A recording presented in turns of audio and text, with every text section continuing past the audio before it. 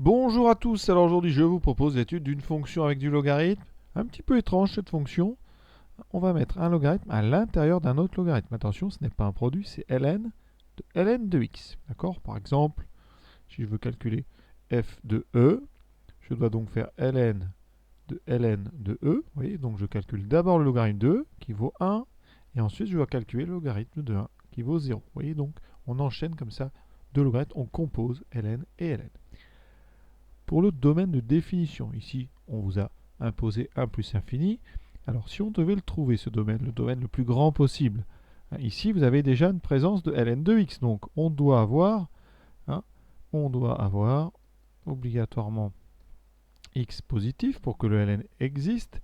Et comme on met un ln à l'intérieur d'un autre ln, il faut aussi que ln de x soit dans le domaine justement de ln. Parce que, je vous rappelle que le domaine de la fonction logarithme, c'est 0 plus l'infini, ça c'est le domaine de définition de ln.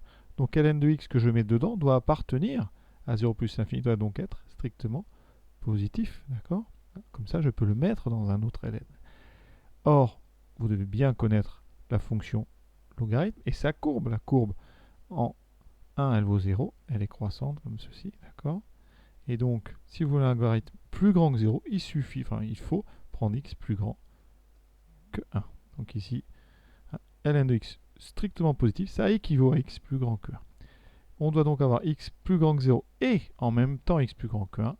Et donc on n'a pas le choix, on doit prendre au minimum, on doit prendre x donc strictement plus grand que 1. Donc c'est pour ça que le domaine qu'on a pris, c'est d'ailleurs le plus grand possible, c'est 1 plus l'infini.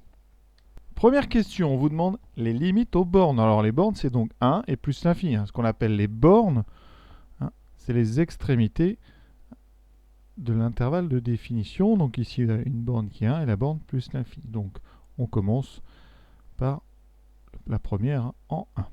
Donc ici, ça veut dire que x tend vers 1 en étant plus grand que 1. Donc ce qu'on appelle 1 plus.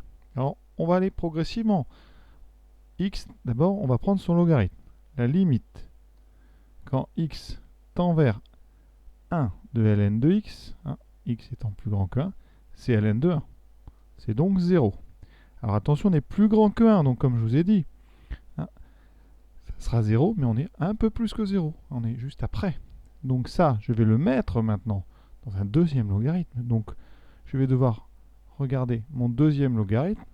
Ici, quand ce qu'on met dedans, donc grand X tend vers 0 plus. C'est-à-dire que je vais mettre de la couleur ici, ce 0 plus. C'est là où on va regarder notre deuxième logarithme.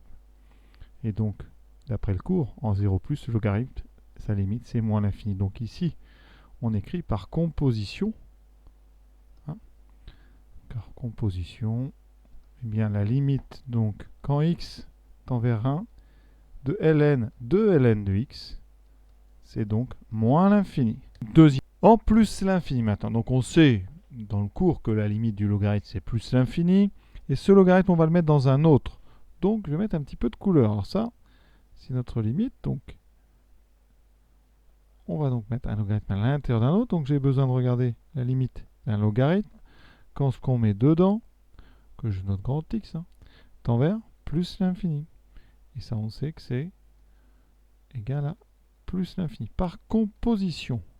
Donc composition, c'est quand on met une fonction à l'intérieur d'une autre. Composition. La limite donc de ln de x, quand petit x tend vers plus l'infini, c'est la même limite que ln de grand x quand grand x tend vers plus l'infini. Grand x, c'est ln de x. Et donc, c'est mon plus l'infini. Et c'est le bleu. Voilà. Et on a terminé cette limite. Avant de faire la deuxième question, regardons la courbe. Vous voyez, alors, en 1, on a vraiment cette courbe qui plonge là. Donc, c'est bien cette limite moins l'infini qu'on a. Donc, une présence d'une asymptote verticale donc vers le bas. Donc ça peut vous être demandé. Interprétation graphique. Quand on a limite donc de f en 1 qui vaut moins l'infini, on a une asymptote verticale. À droite, ici, en plus infini, bon, il semble que ça s'aplatisse. Bon, c'est normal, on met un logarithme à l'intérieur d'un logarithme. Déjà qu'un logarithme, ça ne monte pas très vite. Alors, quand vous prenez un logarithme d'un logarithme, c'est vraiment une croissance très très lente. D'accord? Alors, ça monte. Vous pouvez regarder, voilà. Ça monte, mais c'est quand même très très doux. Vous voyez, je change le repère. Alors on a quand même une sensation que ça finira par plus monter, mais non, je vous le dis, ça va toujours. Donc c'est une fonction croissante qui va même aller aussi haut qu'on veut. Donc la limite de f c'est plus l'infini, même si là on n'a pas cette impression là. Au niveau des variations, vous voyez, on a le sentiment que la fonction est strictement croissante. Donc on va voir sur la dérivée. Donc on est parti, dérivation pour étudier les variations. Alors ici notre fonction, hein, f de x, elle est sous la forme ln de u de x, avec u qui est lui-même un logarithme.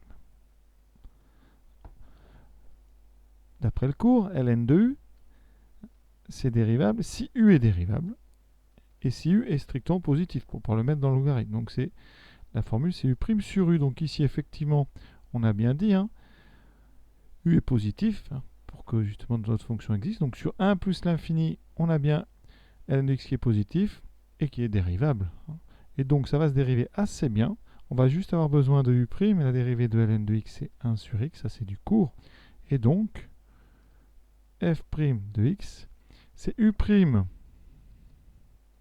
sur u, avec u qui est lui-même la dérivée de ln. Donc c'est 1 sur x divisé par ln de x. Alors ça, on va l'écrire autrement. Ça veut dire que c'est 1 sur x fois l'inverse de ln, donc fois 1 sur ln de x.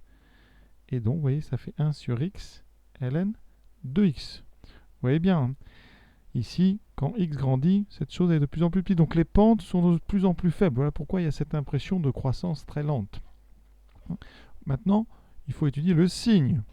Eh bien, on l'a dit, sur l'intervalle 1 plus l'infini, on est obligé d'avoir ln de x positif, hein, pour pouvoir le mettre justement dans la ln. C'est pour ça qu'on a choisi 1 plus l'infini. Donc forcément, comme x est positif et ln de x est positif strictement, le produit x et ln de x est strictement positif. Et donc en l'inversant, on a un nombre strictement positif.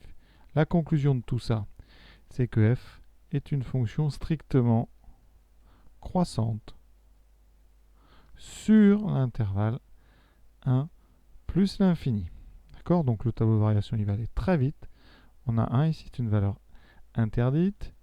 Et on a ceci. Alors les limites, donc je vous ai dit, moins l'infini, plus l'infini. Donc tout ça, c'est cohérent. Ça correspond à ce qu'on a vu sur GeoGebra.